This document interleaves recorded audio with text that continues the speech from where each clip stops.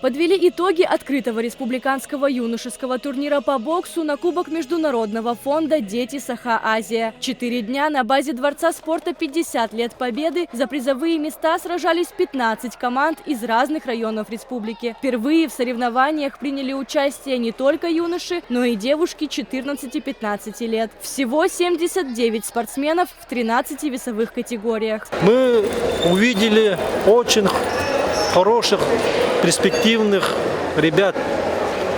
И девочки тоже показали себя с хорошей стороны.